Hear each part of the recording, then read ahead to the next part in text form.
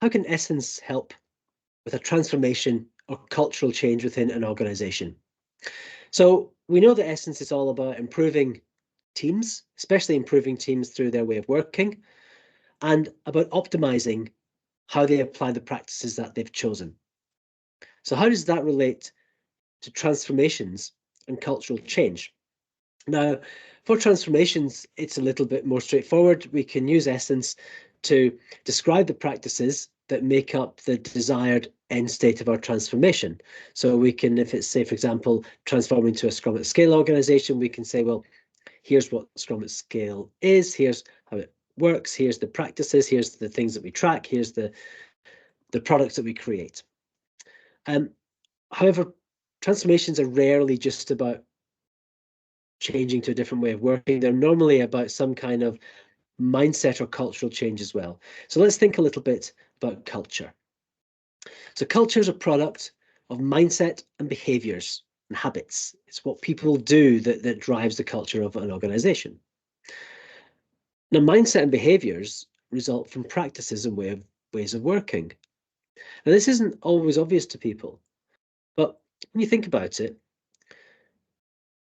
what I do and the habits that I bring to the workplace are driven by the way that I work. And if I can define the way I work, or I'm following a defined way of working, it kind of follows that that way of working, consciously or unconsciously, is informing the mindset and the behaviors that result in that.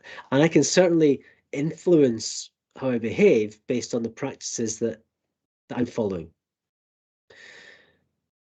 If my practices include within their definition, not just create this document, go to this meeting, but also bring in, when I'm creating this document, I should be applying these principles and values.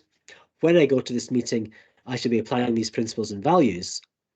Then we can start to see the connection between cultural change and Essence. Because if I've got practices that have those principles and values at their heart, I can start doing some really clever things. So, as it says on the right, for culture to change, the practices must also change. It's very rare that we have a cultural change when all the ways of working are the same. And Essence will help those ways of working be understood and applied well. But this is the important bit. This is that connection at a principles and values level. So good practices also include the values and the principles that are necessary for those practices to be applied successfully. And sometimes we've got some practices that are largely about mindset. You know, psychological safety is a good example where a lot of that is about getting in place the right environment and getting people thinking in the right way, rather than just running some activities and creating some documents.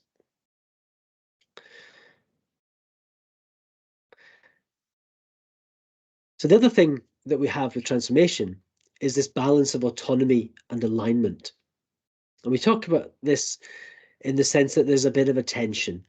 A team very often wants control and agency over how they work. They believe they know their work best, and they're probably right. An organization wants consistency in how its teams work. They want to know whether teams are doing well or poorly. They want to be able to sometimes compare teams. They certainly want to be able to look at the outcomes of teams or the outputs of teams and see if they're likely to be delivering the strategic aims that the organization expects them to. So how can Essence help with that? So one way is about using Essence and using the kernel to decide what is it that is important that teams are consistent with or report in the same way. And let's start with that. So let's take a core set of activities that are the ones that everybody must follow. Now, we might just start with a few of the bits of the kernel. So these are some of the kernel alphas. So in this example, what I care about knowing is how well are my team doing with their stakeholders? How far progressed is their opportunity? How far progressed are their requirements? And how are they as a team? What's their way of working? That might be where I want to start. That might be okay. I don't really need to care too much about the team or the work or the software system. Let's just focus on these ones. So, and that might be because in the past, we've had challenges with teams neglecting stakeholders once the work starts. So let's focus on that stakeholders alpha and make sure that they're getting that bit right. And that's the common ground and the alphas and the states. Maybe on top of that, we say, do you know what? In this organization, we've got certain things that we want you to follow. We've got some templates, maybe for reporting or for risk. We've got corporate values, and maybe there's some approaches that we like. So let's add those into the set of things that everybody must do. And maybe there's a couple of things on top of that. Maybe we want to say, we expect you to be doing some form of continuous improvement. So any kind of agile retrospective is good. And maybe there's a compliance practice that is important for us. That might be the extent of my alignment. That might be the extent that I've decided every team must do this. But you'll notice from that list, there's lots that is up to the teams. It doesn't say they must use Scrum or Kanban or Prince or anything. It's up to them. Now, what I might do is say, well, let's have an ecosystem of other practices that a team can choose to use.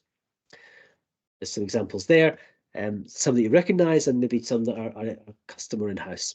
And with those, I might build around them some communities of practice.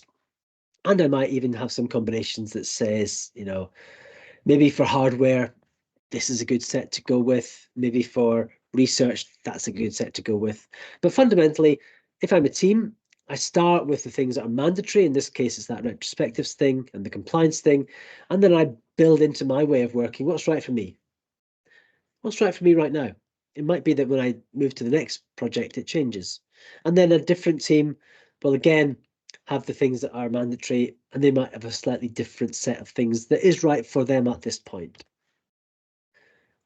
And they've got some custom things perhaps as well that aren't on the list on the left. And then I've got my other team. So you can see there that we can build up this kind of thin set of mandatory things that give the organization what it needs. So in this example, the organization knows that the stakeholders are being managed properly, the opportunity is being managed properly, and that might be the connection into the strategic vision and the maybe organizational OKRs. Our requirements are being done in a fairly consistent way because maybe that's important for the team of teams work, but largely beyond that, teams can choose roughly what they want to do. And I've built in some support around communities of practice, and this is something I might evolve. If it turns out that the compliance practice is less important for all the teams because maybe it's embedded into some of the automation, I could take that out, or I could put in something else if I wanted. So that's how Essence can help with transformation in two ways, either by defining practices smartly with principles and values in order to arrive at a desired culture through changing and reinforcing the correct mindset and behaviors and habits, or through the construction of a kind of custom way of working or a common operating model. The other phrase we use to describe this is minimum viable bureaucracy. Let's do the minimum we can to be consistent and coherent, and everything else is up to you, but there will be some form of bureaucracy that you all must fall in line with. So there's the two ways that Essence can help you with transformation change.